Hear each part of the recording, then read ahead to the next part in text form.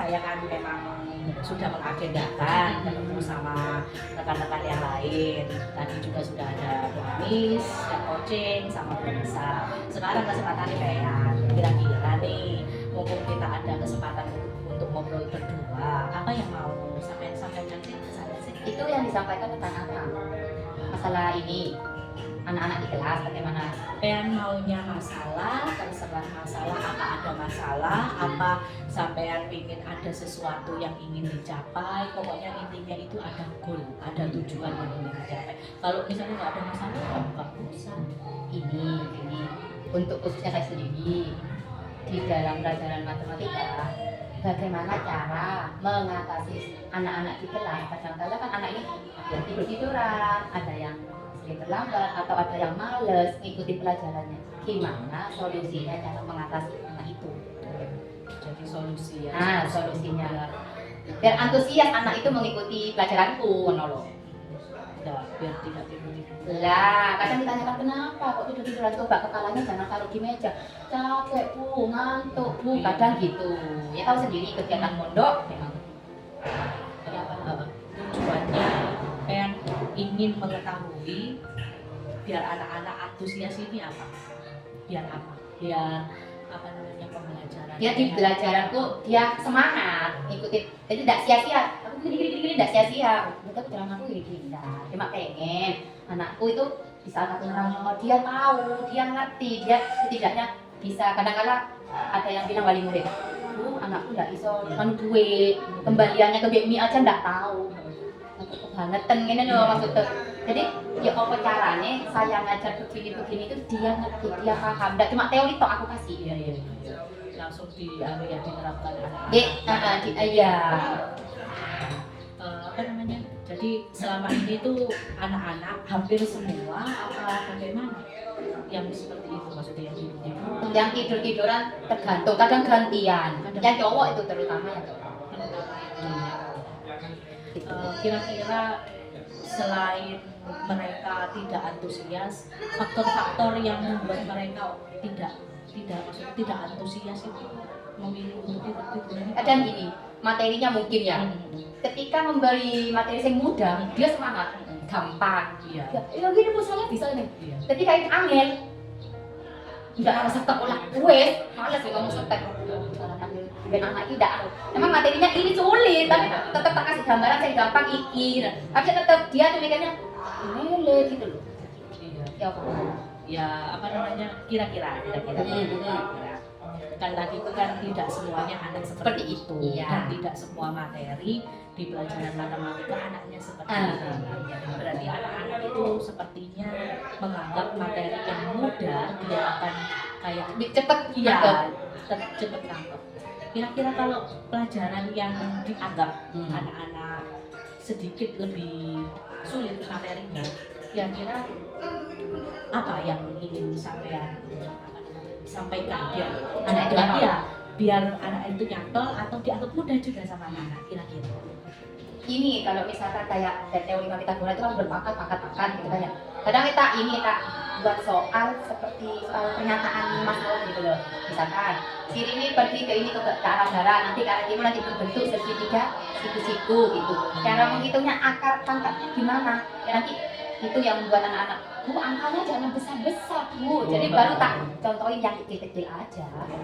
Berarti Anda sampean menyederhanakan dari angka. Iya, menyederhanakan dari angka juga ke konsepnya. Lebih tidak teoritis gitu loh, kayak lebih pakai bahasanya anak-anak. Kakak ini tak buka di Google namanya pengen yo biar anak yo tak buka yuk belajar juga gitu kan banyak contoh-contohnya. Kadang tak terapin di kelas. Anak-anak kadang apa bu ini. Jadi aku harus belajar cari-cari begini, si anak kok malah begini gitu. Iya, apa namanya? Jadi caranya sampean itu tadi menyederhanakan teori yang dianggap anak-anak yang masih terlalu sulit atau dianggap anak-anak sulit, menyederhanakan teori tersebut dalam bentuk yaitu tadi menyederhanakan bahasanya atau gimana lah sekiranya materi ini sampai ke anak-anak itu gampang, sederhana, sesuai dengan bahasa mereka. Selain itu kira-kira mungkin sampai pernah lihat di mana materi seperti itu, penyampaiannya bagaimana, itu mungkin sampai pernah lihat itu di Maksudnya gimana ya? kalau misalnya ada materi yang sulit, kan tadi kan ya Gitu. ya di YouTube kan, oh penyampaiannya seperti ini, ada lagi penyampaian yang lain misalnya, oh materi seperti ini bisa digunakan variasi pembelajaran yang model gini loh, itu pernah saya lakukan. Kalau misal saya pernah ini tak lihat di YouTube itu belajar di luar di luar kelas. Tak coba kemarin dia tadi keluar kelas cuma di ampere ini kan di teras itu tak coba belajar menghitung gitu. Tapi sebagian pas ada yang kabur, mintanya di luar tapi kenyataannya anaknya kabur. Jadi selain kompleks ke materinya juga belum dapat dipahami sebenarnya, sama karakternya juga anak-anak yang kayak gitu.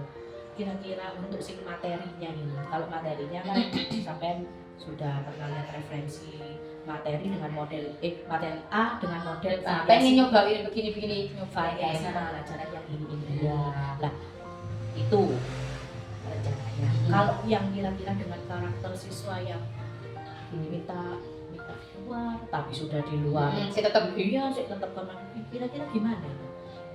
Kayak menyikapi itu, menghandle itu kira-kira gimana? mungkin kalau misalkan di luar ya kasih apa tugas, mungkin biar semuanya ngumpul gitu. Gimana? Kira-kira kalau anak-anak dibikin individu Game. sama kelompok, Enak kelompok, anak-anak lebih ke ini kelompok. Tapi kalau misalnya kelompok, sebagian anak yang tidak kerjakan ya itu dan itu sih. Mestinya biasanya itu yang tidak kerjakan kelompoknya. per kelompoknya anak itu saja itu dikumpulkan dalam satu kelompok apa berlainan? Kadang-kadang tak ganti. Misalkan si A sekarang kelompoknya nomor 1, tak ganti ke nomor ini, sudah kemarin tak kerjakan ini, tak ganti ke sini. Mungkin dari situ bisa berkolaborasi. Iya, bisa Ya, sama-sama. Terus tetap tak pindah nek. Iya. Dipindah. Jadi dibentuk kelompok. Dibentuk kelompok. Terus Soalnya individu itu jarang kerjakan. Adanya pas nyontek. iya. Dan pas nyontek pas apalagi misalnya ketambahan materi yang masih dianggap Tidak nyambung dan nututi atau kalau misalnya ada materi yang belum anak-anak kan tidak semuanya anak-anak ini rata paham. Gimana menyikapi itu? Kunjungan fisik ke satu-satu. Pernah saya seperti itu. Lihat dulu waktunya. Nututi apa enggak waktunya hari ini saya begini. Misalkan hari ini nututi jam segini, dia anaknya misal tak garis dia sudah segini. Siapa yang belum paham? Saya Bu, mau ke sana. Oh ya, itu efektif apa tidak? Kira-kira cara seperti itu. Menurut saya efektif dan yang tanya ya saya mau tanya atau kadang. Tapi menurut saya efektif kan sebelahnya kadang setidaknya mendengarkan apa yang ini, yang temannya tanya. Tutorkan individu satu-satu tadi itu. Pen pernah tidak kira-kira mencoba misalnya yang sudah bisa, yang paham, yang paham ini sampean Turun ke anak. Pernah. Terus gimana? Belajar sama temennya yang bisa gitu maksudnya pernah saya seperti itu. Kalau misalkan malu tanya sama Bu Enda, tanya sama temennya yang bisa. Iya Bu, wes kalau ada PR ada apa gitu.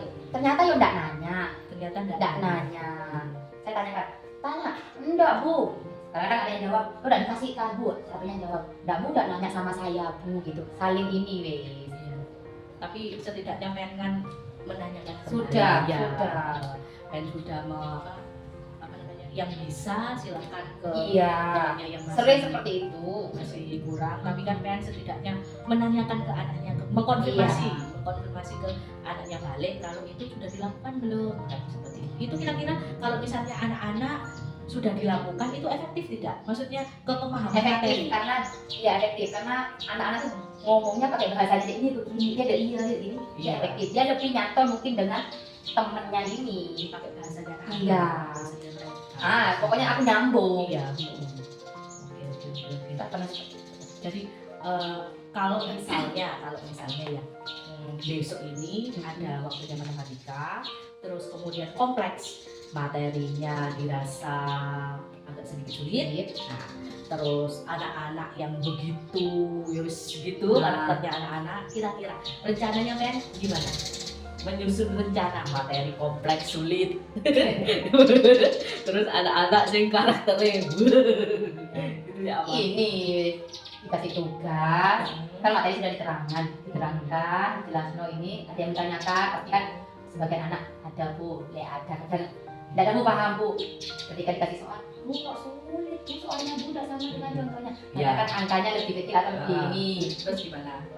kita kasih soal, nanti kan ini tanya lagi, tanya balik dia, bu ini gimana, tak jelasin ini caranya ini, kan tadi ada sudah ini begini kan tadi ada ini, Oh, lebih jelaskan lagi, jelaskan dijelaskan lagi. kembali ya dengan anu ya, dengan mencontohkan soal-soal yang lebih Iya. Oke. Jadi kalau variasi pembelajaran gimana? Variasi pembelajaran maksudnya? Yang kayak tadi apa namanya lihat di Gitu. YouTube ya dengan materi model seperti ini, oh variasinya ada yang seperti ini. Belum tak buka ya. Belum masih. Cuma kadang kalau pas sempat besok materi ini. Kadang apa yang sudah disiapkan lihat di YouTube ketika masuk di kelas rencana ini tidak sama dengan yang tak siapkan karena seperti itu.